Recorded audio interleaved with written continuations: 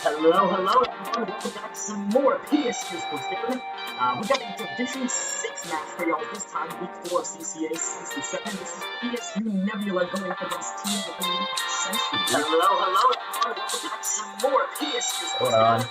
We got There we go. I figured out where that janky audio was coming from. My bad, everyone. Professional producer over here. My name's Nikki. I'm producing and casting simultaneously. Joining me on the mic is the lovely E, otherwise known as Sandwich. How you doing today, buddy? I am doing all right. I have been stuck in dread jail. I still need help. No one has helped me out of dread jail. But other than that, I'm doing all right. Glad to hear it. Well, like I said, we have PSU Nebula going up against TAMU Century. I must admit, I'm hopping into this one a little bit unprepared. I don't know a lot about either of these teams. Can you tell me a bit about their records or their stats, if you know any of that? I don't know their records, and I don't know much about TAMU Century, but I do know about, like, the comp for PSU Nebula. Certainly, let's hear about it. Yeah, alright. Well, Youth is PSU's designated roller player.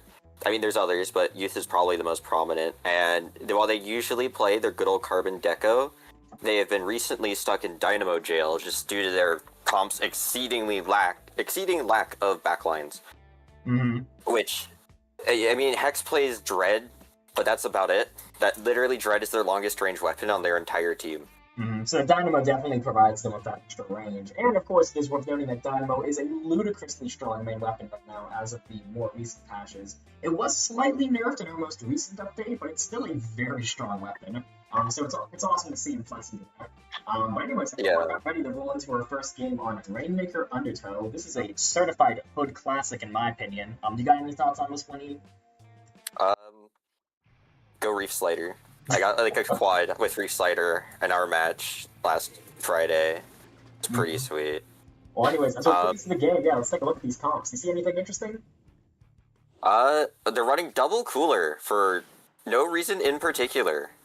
Yeah, PSU goes for that zombie comp with the NZAP and the Dynamo. Certainly an interesting decision, but not one about merit, especially in a mode as fast-paced as Rainmaker. Although one is going to go down to the pop, which is a tad unfortunate. Yeah, Wellstring must have popped it much faster than they were expecting. Mm-hmm. On the side of that, you see a lot of, I wouldn't say standard stuff, but a lot of stuff that is considered quite strong. You got the Wellstring for the fast Rainmaker pop from Wolfgang here. Try to go for that cooler support. The V-Roller is probably the biggest wild card, but even then Bubble is a very strong special right now, so I can't say I'm too surprised. When the Wellstring looking like they were going and distracting on right, so while their Rainmaker went left. Looks like it kept PSU Nebula completely distracted. Mm-hmm. Yeah, PSU, they feel like they're a little bit stagnant right now. We're into the game, and I'm not sure if a single member of TAMU has gone down yet. Oh, there's one. It seems like Penn State's finally rallying up in their elbow area, trying to force them out. Looks like one got taken out by the angle shooter there from a Woomy god here. We see Jules, the last one alive, all by himself over there. I'm kind of waiting for some team support. Forced to pop strikes out of desperation, and finding a pick on the Rainmaker. That is absolutely vital. They're just holding forward into this Wellstring. Doesn't look like the Wellstring is going to be able to hit a shot to punish him, though. Ooh, try from behind. That is unfortunate. That was an excellent flank from Egg here. Finding one and an assist on another. Narrowly missing the pick on Goober there. It's just Hexa caught out of position, gonna go down. Egg has just popped Aura, pushing up very aggressively, moving quickly, which is not something you typically see in a lower division, but he's making it work. Finding a pick on Hughes, that Dynamo. The defensive back line is dead. Finding another one and Cooler online for their teammates. This is gonna be big points for TAMU. Potentially the knockout even. Yes! Whoa, what an explosive push from Century. Damn. Was not expecting the game as quick as that. We love Rainmaker. Like, approximately 30% of the matches last approximately 30 seconds. Yeah, Rainmaker really is the mode where anything can happen. And also, shoutouts to that Nebula player, Toru, I think. Forgive me for butchering that name. Forgive me, number one bubble user, and that's it. Let's go. They played an important role. Yeah, that one bubble must have really carried. Mm-hmm. I don't actually know if it was one bubble, but I didn't see any, so... That bubble at the end was actually big, as it allowed the Rainmaker carry to push for that knockout safely, which, I mean, like, if your special is the reason why your team ends the game a whole 3 minutes before it's supposed to end because of that premature knockout, I'd say it's a special well-used. But yeah, what an explosive start to the set. TAMU is showing up, and they're showing up strong. Any things you're noticing from PSU? Any potential weaknesses they may have playing against this kind of comp? I mean, I see a distinct lack of kill power from their team. I mean, it's 3 support shooters and a dynamo roller. The only real weapon there that plays aggressive is Splattershot, and even then, against a roller and a tri-slosher, it definitely struggles to actually get anything done. Yeah, for sure. Penn State is running a very passive comp. I mean, hell, they're basically running double cooler, which is usually it's considered a very risky gamble. Can work very well if you have a team that knows how to hold forward and play super aggressively. But I mean, as you said yourself, the other weapons that Penn State's running, they really don't have the aggression they don't have the aggression to justify that double cooler comp. So perhaps if we saw Jolt's flex something a bit more aggressive, I believe they have a wiper in the weapon pool. Am I mistaken?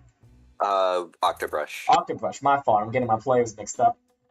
Me, the resident unk of Penn State, a lot of these players are after my time, so their weapon pools are largely unknown to me, which makes it fun to watch. But I think Jolt's either switching to that Octobrush or you switching to the Carbon would be the correct play for them. It would allow them to move a lot more quickly. They're not double dipping in the cooler that way. It would just give them that offensive momentum that they need to actually make something happen. Because that was I would love to see. Yeah, I would love to see Carbon and Dreadringer out in the same match, alongside maybe a Zap and Octobrush. Yeah, might be a bit lacking on some paint, but also can work a lot better with cooler. 100%. Now, going into Game 2 on TC Manta, something I'm noticing is that we have a substitution on the side of Penn State. A Goober is swapping out for Arcot. Again, I don't know these players. Wow, they're readying up very quickly. We are already rolling in to Game 2. TC Manta, get hype. Now, Arcot is actually a brand new player here. He started last semester, and while he initially played Vunder, hence the name being so similar to Arctan, he has now switched to S-Blast. Unfortunately, he only has the 92 kit, so he can't use Burst Booyah. Which is really unfortunate. I mean, Booyah is... Tower Control is the mode to use Booyah Bomb, because it's such an easy stop to Tower. On the side of TAMU, we see some interesting changes, namely this paintbrush I'm seeing from the Vola play before Kawaru. I'm probably still butchering that. Sorry. I think it's Kawaru. Kawaru. Forget it, man. It doesn't matter. But TAMU finding an early advantage, finding 2, and pushing it very quickly. Wolfgang on this over Jet Squelch, the other big substitution. I believe that was the Wellington player from before. They're playing very aggressively with this backline weapon. It's working out for the youth. They're really struggling to get set up. Yeah, I mean, Jet Squelcher really is one of the most aggressive backlines. I would rank it up there with X-Flow and Ballpoint. I mean, it literally is just a shooter that shoots slightly slower with less damage, but a lot more range. Yeah, it's certainly the most mobile of the backlines, but we can see TAMU really running away from this game. Nobody seemingly passed the second checkpoint, which is usually considered the biggest bottleneck in the map. Penn State caught stuck in a bit of a static, and there's that one by one. There goes another, and a wipeout for a Ruby God and the Aura popped at the same time. No, I'm thinking Manta Maria, despite Kasonic's best efforts, might still be one of PSU's worst maps. I mean, it is very rare that we ever see a win here. Yeah, Penn State in a run. 2 down. It's just Joel stuck in the pit here. Gonna find a pick on 2 of them there. Keeping things alive in the 11th hour. That is a wipeout for Penn State and a very likely knockout for TAMU. They went down at the end, but it was a bit too little too late, if you catch my drift. Speaking of the score, I'm noticing that I haven't been updating it this entire time. Forgive me, TAMU.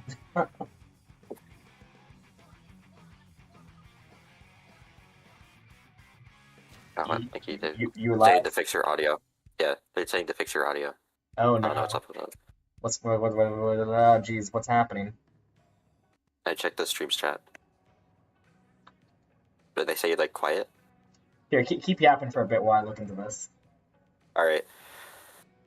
While he is busy, I will just say, though, I feel like the main reason why Manta Maria is one of PSU's worst maps is most likely just due to the extreme preference towards buckets and blasters, weapons which we notoriously never run, while also being a terrible map for brushes. Well, I shouldn't say terrible, but it's definitely not their best. Okay, I'm just gonna try cranking up my mic and hopefully that fixes it, because they say it sounds like I'm in a separate room, so So the lovelies at home watching it. Hopefully this sounds a little bit better. Forgive me, I'm not used to both casting and producing at the same time. But yeah, no, another really good showing from TAMU, up 2-0 in the set. They are really running away with this game, and honestly, 2 wins back to back. That says something about the dynamic of a match. You know, like 1 win that could be considered a fluke, maybe just a bad map mode for the other team. Losing twice in a row like that, though, I wouldn't be surprised if Penn State's a little bit nervous right now. Yeah, I mean, with all of that momentum, video games being almost entirely about mental, it's definitely hyping up TAMU a bit and might be a bit demoralizing for Nebula. I'm hoping they don't let it get to them too much, though, because that would just make the 4-0 even easier for TAMU. Yeah, definitely. Right now, it's absolutely vital that Penn State kind of just takes a bit of a deep breath, bit of a mental reset, you know, like chill out a little bit. We might be down 0-2 in this set so far, but there's still plenty of set to go. Still have a few one more game for a safety net before we're at that super scary match point. So yeah, no, by no means is this unwinnable for them. They just really gotta just lock in, basically, you know, like take that mental reset, take 5, 10, get a coffee, whatever you gotta do, right? Because like by no means is though, as you said, like mental really is half the battle, and once you start to believe that your opponent's unbeatable, at that point they might as well be unbeatable. Yeah, I mean, the second you start getting locked in, as they say, then suddenly your aim just magically starts improving and your positioning just magically starts becoming better. And it really is hard to notice in the moment that, like, that's why you're suddenly popping off. But in retrospect, it really does feel like the better you're feeling, the better you're playing, regardless of the situation. No, morale and confidence goes a long, long way. You don't need to be the best player in the world, but so long as you think you're the best player in the world, you might as well be, right? And that is why whenever I play 52 Gal, I always feel the need to act like an alcoholic frat boy. Yeah, and here comes Nikki with his incredibly out-of-context quotes at the most random moments. But yes, I would absolutely agree. Being in the right mindset is absolutely required. 100%. Well, we're moving into Game 3 very quickly. These teams love the ready up. They love the ready up quickly. Still got a little bit of time to kill. But this is going to be on Clamblitz Inkblot Art Academy. Any thoughts on this one? It's personally one of my favorite maps, probably because Brella is so good here. I mean, even a recycled Brella shield, which gets one-tapped by breathing on it too hard, can still get a free push up their ramp, which is really valuable when it also has a bubbler to combo under basket. Look at these comps. We finally see Jules go into their bread and butter, that Octobrush. And on the side of TAMU, we see them pulling out a heavy splatling for the first time, which I honestly surprised it took this long to see it come out. Heavy splatling was giga buffed in the, not the most recent patch, but one of our more recent ones. This thing paints like an arrow spray, better than an arrow spray, honestly. Like 4,000 painted game is absurd, and it's a pretty easy weapon to play at lower levels. So I'm honestly surprised we haven't seen one up until now. But TAMU continued in the streak, finding 2 on Penn State. Nikki, you need to transition. Oh my god. My fault. Sorry. Keep forgetting. Sorry, fellas. That's alright.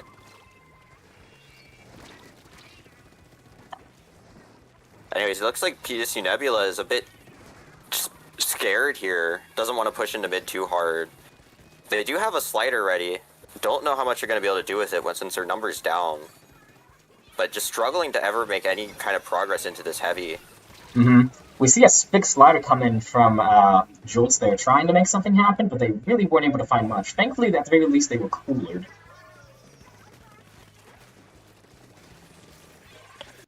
This does seem to be a pretty stall-heavy game here, but...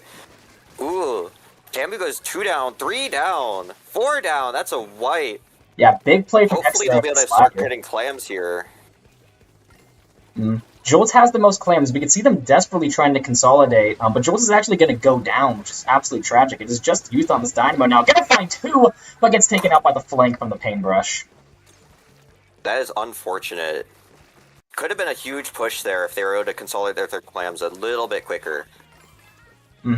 Yeah, no, that's... at this point. That kind of is a big thing in a Clamblitz, right? Like, they always say it's the most coordination-heavy mode, and it's stuff like that, when, like, you have a wipeout, but no one has a ball, you kind of have to recognize, like, okay, who is our best candidate to make a ball quickly, and we gotta help out that person ASAP. We see another big slider coming through, trying to find something from the side of PSU. It is worth noting they are running a double cooler comp. So they have a lot of potential for that. It is just Youth now, all by themselves, but thankfully, with how much range and damage they would put out that those huge swings, they're able to hold on the fort well enough while they wait for their teammates to respawn. It is now just Egg going on a tear again on the enemy plat, finding pretty much the entire team, although they are going to drop a lot of clams. At this point, it seems like TAMU's getting a pretty solid hold of the ramp. Just gonna have to wait for the suction bomb to get the ball in. Don't know how much of a push they're gonna be able to get since they immediately go 2 down. Heavy's getting pressured here. Looks like their push is now truly and thoroughly dead. Yeah, no, solid defense from Penn State. It sucks having that ball slip through and having to lose 20 points for it, but at the very least, they prevented any follow-up, which, if you're Penn State, that's probably the best you could hope for. And now with 2 down on the side of TAMU, this would be a great opportunity to push in, especially with that Zipcaster online from Jolts. Looking like he's just waiting for the right opportunity to use it. Yeah, I mean, they're currently 2 down, so wouldn't want to force anything. Especially with Zipcaster being as vulnerable as it is. Definitely, definitely. Joel's kind of playing the high ground, just trying to play some decent defense here. If I was him, I would really be giving that ball to Youth. As a brush, being able to shark and get the flank on people is absolutely vital. So having that ball expose your position at all times is definitely not ideal. Yeah, I mean, no one really likes to carry a power clam. I mean, it's supposed to be debilitating for a reason, but a brush is definitely not the one you want to have hold it. They managed to slip in a ball here. I didn't even notice. I didn't notice that. I'm guessing there was one up in bats that we hadn't seen. Once again, though, Penn State playing pretty solid defense, only letting the ball and 1 clam slip through. It certainly could have been a lot worse. Yeah, absolutely. At this point, though, they still have a pretty solid hold of the basket, so they're going to have to respawn and hope that they can clear them out fast enough. Thankfully, it looks like their team is pushed back. Yeah, looking like Tim was electing to play this a lot more passively with all remaining members kind of falling back to their plat. We could see him, the shot over there trying to make a play on the right stack, although this Dynamo's really keeping him at bay. Although the Dynamo dead, this would be Tamu's opportunity to push up. A Wavebreaker online as well. Not to say that Wavebreaker is like necessarily an entry tool, but it could always be the start of something big. Yeah, I mean, it definitely seemed to fish out one of their players there. And being 2 down, it looks like they're going to try and Cooler to get in, but that might give them Nebula enough time to regroup. Kind of stop that push before it gets a chance. TAMU is very grouped up right now. They're really giving up for a strong push. Egg is the first one to make a move, finding the pick on Joel. It's going to jump out pretty much immediately. Although the rest of the members of TAMU are still holding this space nicely, trying to use strikes to make something happen. With only 10 seconds left on the clock, Penn State has that pity, but the baskets will be broken again. I'm not sure if that means they're going to be getting overtime. I don't think it will. No, they do get overtime. Oh, they have a ball. You know, that's why. They have a ball. Yeah, the overtime rules in Clan Blitz are always kind of scuffed. Maybe one day I'll learn. But yeah, it's now or never for Penn State. Gonna get taken out by the Splat Bomb. Well placed by a Lumi God there. All Tamu needs to do is keep their plat secure. That seems to be exactly what they're doing. Missiles were online as well, and that is Game 3 decisively in favor of Tamu. Although for once, not a 60-second knockout. I mean, you always like to actually be able to play Splatoon in the Splatoon match, but unfortunately, it did not seem like they were doing too much of that. I still feel like Nebula is playing a bit too passive for what they need to. Yeah, definitely. I mean, I would say that was the best game they've had yet. You know, they actually had the makings of a few good potential pushes. I mean, at the beginning of the game, Hex got that huge wipeout on the enemy team. They had clams online. All they had to do was consolidate, but it seems like Penn State got a bit too flustered with like who was making the ball, who was giving whose clams to who. And by the time they finally got it figured out, Tamu was already back to respawning and kicking them out. Yeah, it's truly unfortunate. I am starting to get worried about Nebula's chances here. Hoping at the very least we don't get a clean 0-7. Yeah, no, I mean, it is match point for Tamu. The stakes are high right now. Again, I wish I was familiar with these teams' records so we can know exactly what the stakes are looking like. Because again, it's week 4 in the season by now. Like by now, most teams are kind of beginning to settle into their standings for the group stage. So like usually by week 4, like if you have a chance for playoffs and you like, what am I trying to say? Like I feel like week 4 is really where most teams in each group kind of get an idea of okay, like who's gonna finish up top, right? Like which teams are making it, which teams are making into playoffs, and which teams are gonna get the boot after these next 2 matches. So like stakes, you know, they're pretty high by now. There isn't a lot of time left in the group stage to turn things around. So every game, every win truly does matter. Yeah, absolutely. And I'm if memory serves, Nebula has already won quite a few matches before this. This might be their second loss, if I had to take a guess. Maybe their first. Gotcha. Well, hey, it looks like we're beginning to settle into game three on Zone's Robo Ramen. They're still readying up. Don't worry, I'm gonna remember the transition this time. But yeah, Zone's Ramen. Any thoughts on this one? Another personal favorite of mine. I don't think it's a particularly great map, but again, Brella's pretty good here. It's able to cover, especially Tented Brella, but even Recycled Brella is able to cover a good amount of distance and take control of a lot of space. Not to mention, I do like the ability to drop and flank all the way around, even if it is a bit sluggish. Yeah, Elbow is the name of the game on this map mode. Once you get the zone, ideally you want to move up to that next level, and the next level, that critical lockout position on this map mode is the Elbow section. It gives you great high ground over like the main approach into zone, and it gives you a really easy retreat back into zone if you get pushed out. So Elbow is where teams want to get to. If you control the Elbow, you control the game. Although, as you said, the Elbow definitely bulletproof. There's a lot of opportunities for some cheeky flanks going under and around the map. A lot of the walls in mid are paintable, so teams need to be keeping an eye on all approaches to make sure that they're not going to get jumped out of nowhere. But I digress. I would also Here we like go. Game 4, match point for TAMU. High stakes for PSU. Let's see what these players are pulling out. Yeah, and I'd also like to mention AoE is particularly powerful on this map, especially Slider. Able to just cover the entirety of their elbow. Looks like they heard that and running an arrow spray. Interesting that Hex is not running their usual Dreadringer. Yeah, it seems like they really want to maximize the amount of sliders they can get. Although oddly enough, they are not running any sub power up, special power, which I'm a bit surprised by. This is one of the larger zone maps, so special power is really vital for being able to get that cheesy zone flip. But Ian making it work regardless, finding two, a third one as well. That's a wipeout for Penn State and Aura Online. A triple with arrow spray is definitely something to be. It's definitely interesting, I guess I'll say. Although they immediately get taken out, it's kind of unfortunate. Yeah, we see Wolfgang setting up in this decisive sniper position, finding two, although I guess Tim was also down two, so numbers even right now. A Wavebreaker online in zone. A bit of a flank from Wolfgang, finding the pick up the Wavebreaker as well. One dying in zone, that is absolutely tragic, and that's going to be a zone for TAMU. We have an actual game on our hands now. No cheeky 100-0 lockouts. Yeah, and I think PSU Nebula might struggle to get in here. They're immediately going 4 down, just feeding into that heavy splatling. Yeah, big play. Let's hope they don't start to stagger here. Was playing to his spacing very well, kind of hiding behind that glass wall there. No one even saw him coming. We could see the remaining members of TAMU trying to move up to that next level, although the strikes are going to make that very awkward for them. Granted, Something important to know is that they are running 2 sets of them.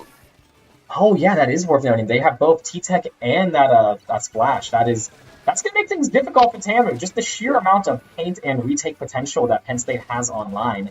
Constantly running that big, stuck in a really scary position here. Although he's somehow going to manage to stay alive. Although still out of ink and finally going to get picked off by that T-Tech. Yeah, we can see the Dynamo nerfs truly making a difference. It's a very, very thorough nerf that completely ruined the weapon's viability, obviously. I love sarcasm. Yeah, I would love to give a shout out to Woomy God here, constantly finding picks with those splat bombs. He's done a great job placing them well. It is just Youth again. He's always the last one left, it seems like, which makes sense. He is the requisite backline of the team. But TAMU, very close to running through their penalty. This is very likely to be a lead flip, and we now have Egg set up in that key lockout position. If Wolfgang gets up there, which they seem to be wanting to, this could be a very dangerous situation for PSU, especially as points are now ticking down very quickly. They're going to try and slide the zone here, although it seems like the zone cheese nerf on Reef Slider is going to make it a bit harder. Still managed to find it, but then B gets picked by the bucket. Yeah, no, lots of crazy picks happen there. It's now Penn State in firm control of the zone, but no, they're going to go 3 down, and it's just Ian doing his best to keep things alive, but the arrow spray is definitely not a backline. Going to get picked off by that heavy splat lane, and now it seems like right when they were about to get through that penalty, they just have another thick one that they have to work through all over again. Yeah, I mean, this is the nature of splat zones. It doesn't matter how good your push is. If the enemy team can break through your lockout fast enough, then it really doesn't get anywhere. Yeah, no, although it is more interesting than... Yeah, no, it was all to the T-Tech there, Hex, but they went down. That was a delayed wipe for Penn State, actually, and they're a bit staggered right now, going in 2-by-2 at a time. What they really need to do is slow down, lock in for one last chance. Hex is going to find two of his slide. That's an excellent start. It is just a heavy splat, only 5 seconds left on the clock. There is no time to waste, guys. You need to go, go, go. There's the critical zone flip. Surviving by a scare. They have maybe one more chance to turn this game around. TAMU gets another lockout like that. They are certainly funzo dunzos. Yeah, Heavy is playing here on the low ground, which is interesting, although Heavy could definitely play in more unorthodox positions with his mobility. The shot's popping off, however, getting two. Yeah, this has really been a Woomy Gods game. Between like the splat bombs, the strike support, and just finding the critical picks, like their mechanics have been on point for this game in particular. Yeah, I think this goes back to the momentum that we've been talking about earlier. I mean, they found their swing. They're just rolling it. Yeah, that was another wipeout on the side of PSU. They're going to have one more shot to really converge on the zone as a team here. Otherwise, that's going to be the game, and with it, the match for TAMU. Let's see what they do. Youth is already down. They have less than 10 seconds now. They got one shot. It's going to come down to Ian Slider from behind, but it's not enough. That is game 4, and with it, the set for TAMU Century. A clean 4-0 sweep. Unfortunate, but PSU bias aside, TAMU absolutely played their match as well. Taking advantage of PSU Nebula's slower, more passive playstyle a lot of the time. Yeah, no, I mean, you know, you and I, as avid Penn State fans, you being a student, myself being an alumni, of course, we're hoping for Penn State to come out on top. But, you know, like, credit where it's due, TAMU, they played that set exceedingly well, I think. Right from that very first game, they came out swinging, and then they didn't let up. I mean, Penn State certainly got better, I think, with each subsequent game. But the rate of improvement was just too slow to keep up with TAMU. Like, the initial difference in skill, I think, was just too great for them to catch up with in just 4 games. Maybe if this was a best of 9 and they had one more shot at that game 5, maybe. But not even just a best of 7. And speaking of best of 7, it looks like we are not doing the play-all. Half the room is already left. Let me confirm with our lovely. No, that is almost certainly the match over. Well, I mean, it's been nice being. Thank you for having me. It's been nice being here. Of course, it's always a pleasure producing and casting for Penn State. Again, I can't say it enough. I usually don't do both at the same time, and it was a bit scuffed. That third game on TC Inkblot, Clan Blitz Inkblot, I'm going to be almost certainly getting a lot of shit from a lot of people. Most certainly Kraken Mayor. When he sees that, he will never let me live it down. But that's besides the point. Oh, absolutely. Congrats! I know your dude crush means a lot to you, but I'm sure you can move past it. Oh yeah, for sure. You know, I mean, no production is ever truly perfect, right? That's what I tell myself before I cry myself to sleep. Regardless, congrats to TAMU for their decisive 4-0 victory. PSU Nebula, keep your chins up. You know, there's still time in the group stage. I wish I knew what the standings are. I don't know if they're still in contention for playoffs. That'll be a fun discussion to have in the group chat afterwards. But in the meantime, you know, pleasure casting with you, E. For the lovelies at home, where can they find you? Right here. You found me here. This is where I am. You can also find me in prison, the Dread prison, to be specific. I can't say this enough. I love Recycled Brella, but I'm stuck playing Dreadringer for my team. In all seriousness, I am playing Brella whenever the comp and map decides that would be the better option. But yeah, we absolutely need Dread. But yeah, besides that, I don't have any socials. I'm Sandwiches57 on Discord, but my nickname's -E. That's about it. You heard it here first, folks. This man is a convicted felon. He is in jail. You know it. If I were to do any shameless plugging, my name is Aniko Nikki. If you're watching this as it airs, you're already on my YouTube channel, so just go down below, press all the buttons that help me. My team and I were competing in Ludi, and I actually have a VOD coming out from the group stage later tonight. We are almost certainly going to get a playoffs run, so stay tuned for that. And if you're into Penn State, once upon a time I played with Penn State. All my old VODs are somewhere on this channel if you go digging for them. But otherwise, yeah, no, I think that really about sums it up. Any final thoughts, E? Go watch his Ludi set. They have an L3 player. It's peak. Bean I'll tell you this, he is damn good at L3 and he is damn good looking. So, you know, check that out. Yeah. But yeah, no, I think we're about ready to put a wrap on this, put a cute little bow on it with a letter that says to Kraken Mayor, love Nikki. from all of us, this has been PSU Splatoon. We love y'all. Keep supporting us. Until next time, y'all take it easy. See ya.